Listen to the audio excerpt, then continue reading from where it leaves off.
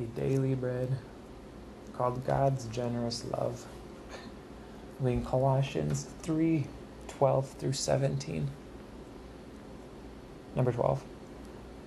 Put on then, as God's chosen ones, holy and beloved, compassionate hearts, kindness, humility, meekness, and patience, bearing with one another, and, if one has a complaint against another, forgiving each other, as the Lord has forgiven you, so you must also forgive.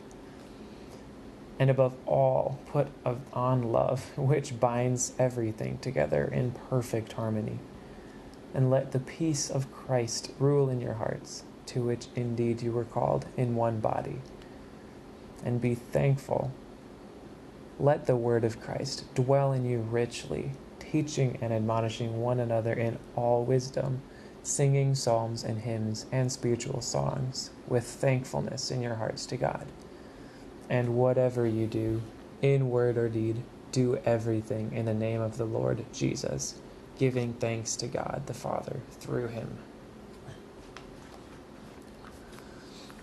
So again, today is called God's generous love, and it's taken out of Colossians 3:12-17.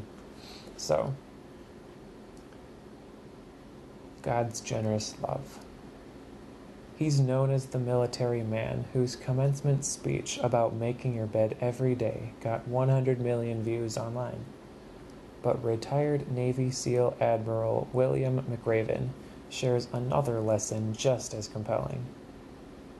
During a military operation in the Middle East, McRaven has sadly acknowledged that several members of an innocent family were mistakenly killed. Believing the family was owed a sincere apology, McRaven dared to ask the heartbroken father for forgiveness. "I'm a soldier," McRaven told him through a translator, "but I have children as well, and my heart grieves for you." The man's response? He granted McRaven the generous gift of forgiveness. As the man's surviving son told him, "Thank you very much. We will not keep anything in our hearts against you." The Apostle Paul wrote of such generous grace. As God's chosen people, holy and dearly loved, clothe yourself with compassion, kindness, humility, gentleness, and patience. In Colossians 3:12. He knew that life would test us in various ways, so he instructed believers in the church at Colossae to forgive one another if any of you has a grievance against someone. Forgive as the Lord forgave you. Verse 13. So what enables us to have such compassionate, forgiving hearts? God's generous love. As Paul concluded, over all these virtues, put on love, which binds them all together in perfect unity. Verse 14. That was by Patricia Rabin.